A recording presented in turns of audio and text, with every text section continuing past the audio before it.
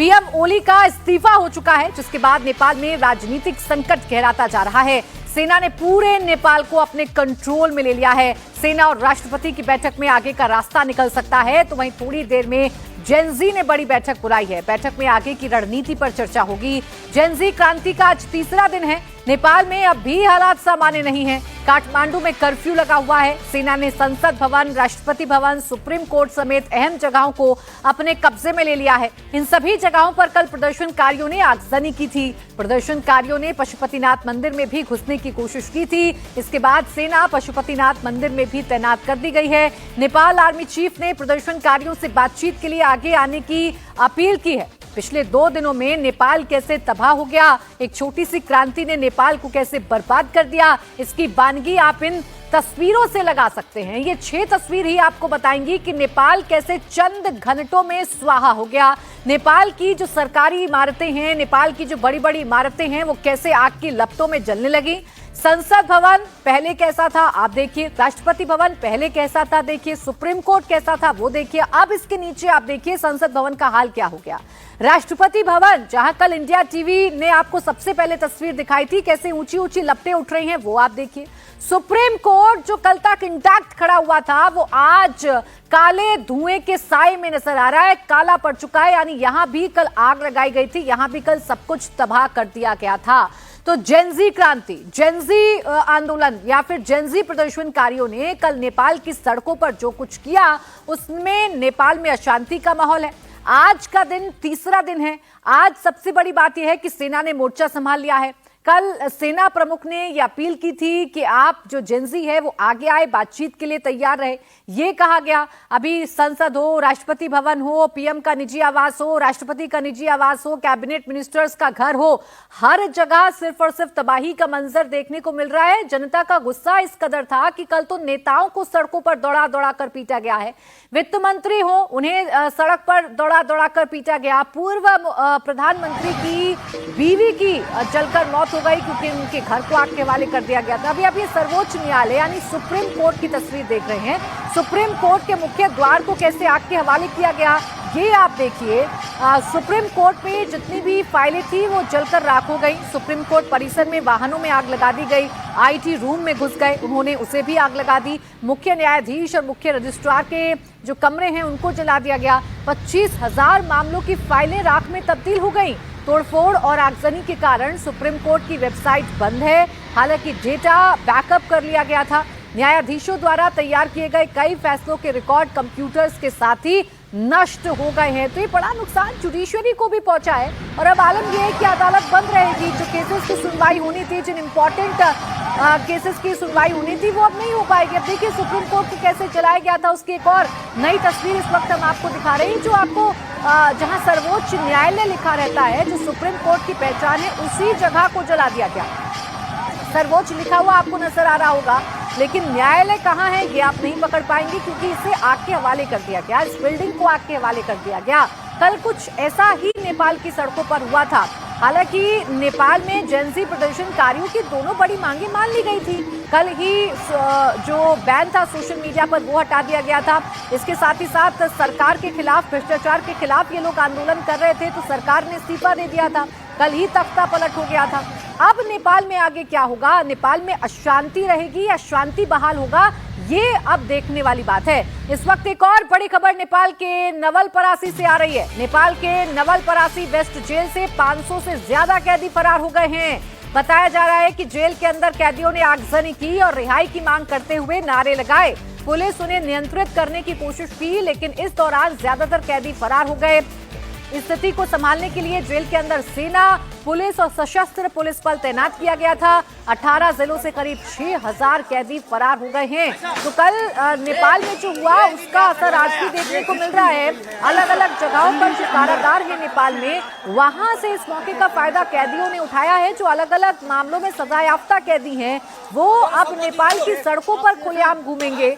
वो अब जेल को तोड़कर फरार हो गए हैं। कई जगहों से तो ऐसी भी तस्वीरें आई कि हथियारों को लूटा गया है।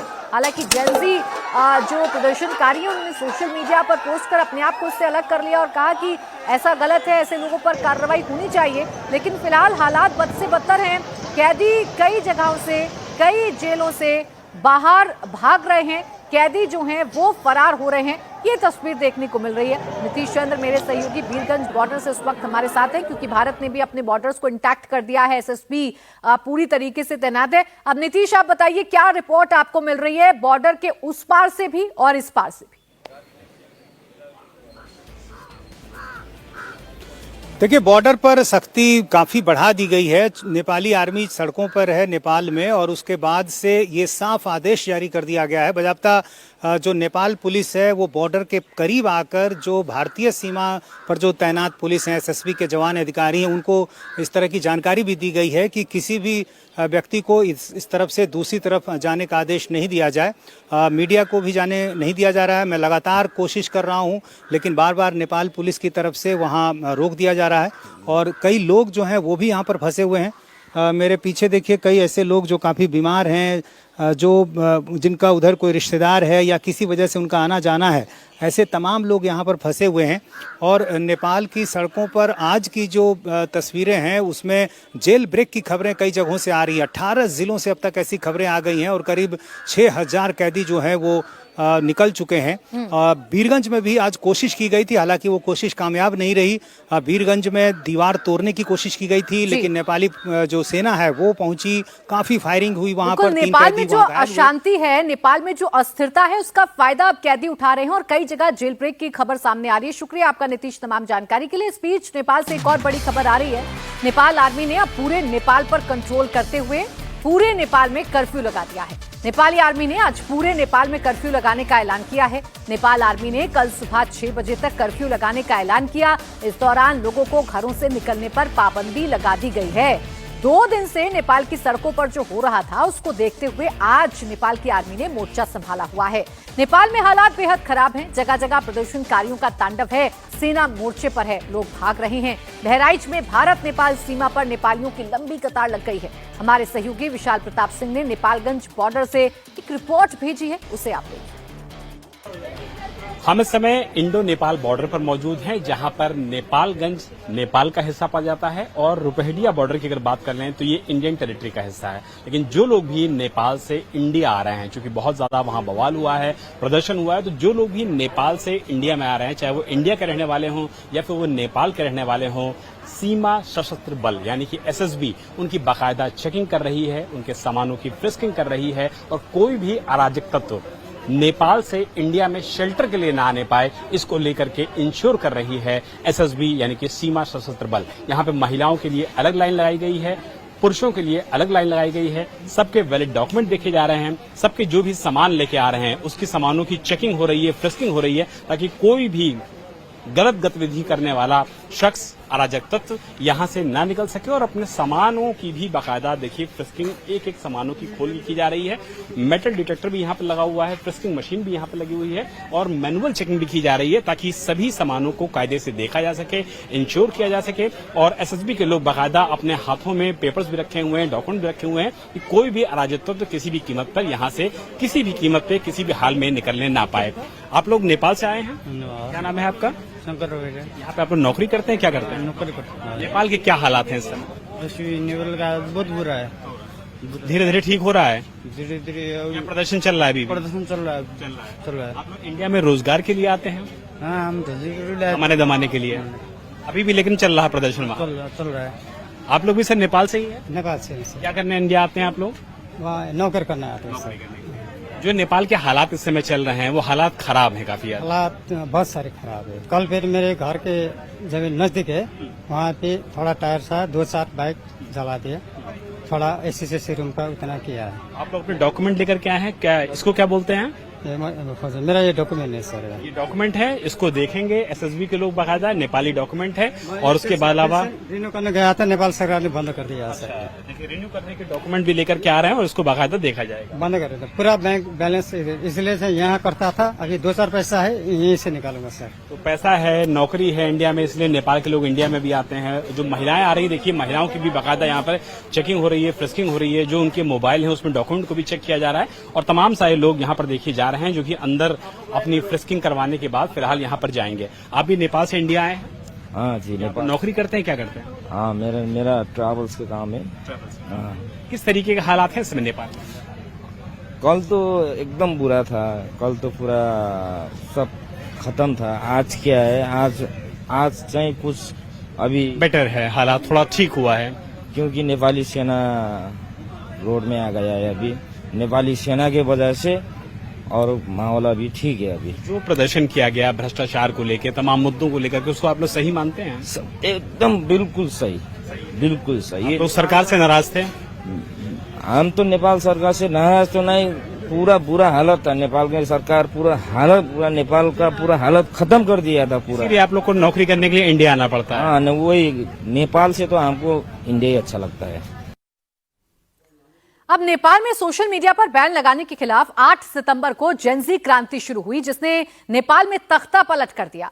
जेनजी ने जो मांगे रखी उसे पूरा कर लिया गया, लेकिन इसके बावजूद भी नेपाल में बवाल जारी है। आखिर जेनजी की कौन कौन सी मांगे पूरी हुई और किन मांगों को लेकर जेनजी अब भी आंदोलन कर रहे हैं, आइए वो आपको बताती हूँ।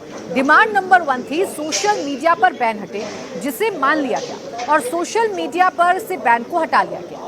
डिमांड नंबर 2 ये थी कि ओली सरकार बर्खास्त हो, इसे भी मान लिया गया। ओली ने पीएम पद से इस्तीफा दे दिया।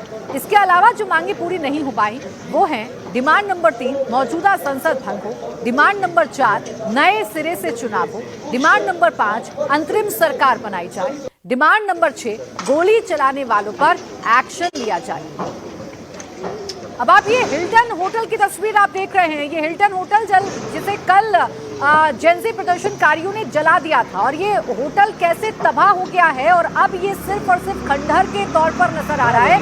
ये जो काली काली परत इस पर जमी हुई है और अभी तक जो धुआं उठ रहा है वो तबाही की जो कहानी है उसको खुद बयां कर रहा है। वो बता रहा है कि कल इस हिल्टन होटल पर जिस कदर हमला किया गया था और उस पर आगजनी की गई थी, उसके बाद इस होटल में कुछ भी नहीं बचा। अभी भी आप देखिए आग की लपटें उठती हुई आपको नजर आ रही होंगी।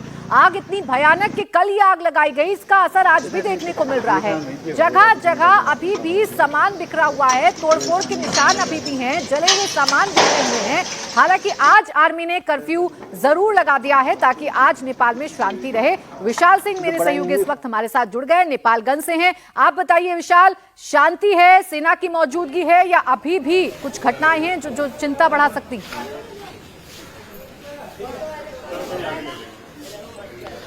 देखिए प्राची, जिस तरीके से हम सुबह से नेपाल के नेपालगंज में ही मौजूद हैं और यहाँ पर भी हालात को अब थोड़ा सा नॉर्मल करने की जो कोशिश है वो नेपाल आर्मी भी कर रही है और साथ साथ नेपाल की जो आर्म पुलिस फोर्स यानी कि एपीएफ नेपाल होती है। आप देखिए कि सामने का जो इलाका है, इस समय जो आर्मी के लोग हैं, एपीएफ के लोग हैं, वही इस पूरे इलाके को पूरी तरीके से साफ करना चाहते हैं, क्योंकि जिस तरीके से यहाँ पर अराजक तत्वों ने आग लगाई थी, बैरिकेड्स को आग लगा दिया गया था, उसके पूरे माहौल को खराब करने की जबरदस्त तरीके से कोशिश की गई थी। पूरे इलाके में तोड़फोड़ की गई थी। ठीक आगे चुंगी पड़ती है, नाका पड़ता है, भंसार पड़ता है, जो कि टैक्स होता है इंडिया से नेपाल पहुंचने पे, उन सारी चुंगियों को यहां पर जला के राख कर दिया गया था। लेकिन अब खुद नेपाल आर्मी सड़कों पर उतरी है। नेपाल की जो आर्म पुलिस फोर्स है वो देखिए अभी भी किस तरीके से जो यहां पर राख पड़ी हुई है उस राख को हटाना चाहती है, ताकि जो भी लोग अब कम से कम इंडिया से नेपाल आए या नेपाल से इंडिया जाएं, उनको कम से कम इस तरीके की विजुअल्स को ना देखना पड़े,